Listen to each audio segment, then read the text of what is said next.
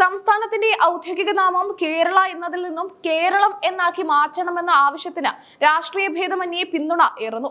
ഭരണപക്ഷമായ ഇടതുമുന്നണി നിയമസഭയിൽ അവതരിപ്പിച്ച പ്രമേയത്തിന് പൂർണ്ണ പിന്തുണ പ്രഖ്യാപിച്ച ബി.ജെ.പി. സംസ്ഥാന അധ്യക്ഷൻ രാജീവ് ചന്ദ്രശേഖർ രംഗത്തെത്തിയതോടെ ഈ വിഷയം പുതിയൊരു തലത്തിലേക്ക് ഉയർന്നിരിക്കുകയാണ്. കേരളത്തിന്റെ തനിമയും ഭാഷാപരമായ ശുദ്ധിയും വീണ്ടെടുക്കുന്നതിനായുള്ള ഈ പോരാട്ടത്തിൽ ബി.ജെ.പി. ഒപ്പമുണ്ടാകുമെന്ന് അദ്ദേഹം വ്യക്തമാക്കി. പേരുമാറ്റത്തിന് പിന്തുണ അറിയിച്ചുകൊണ്ട് മുഖ്യമന്ത്രി പിണറായി വിജയനും കേന്ദ്ര സർക്കാരിനും അദ്ദേഹം കത്തുകൾ അയച്ചു കഴിഞ്ഞു.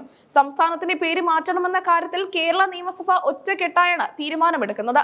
ഭരണഘടനയുടെ 8ാം പട്ടികയിൽ ഉൾപ്പെട്ടിട്ടുള്ള എല്ലാ ഭാഷകളിലും സംസ്ഥാനത്തിന്റെ പേര് കേരളം എന്നാക്കണമെന്നാണ് കേന്ദ്ര സർക്കാരിനോട് നിയമസഭ ആവശ്യപ്പെട്ടത്.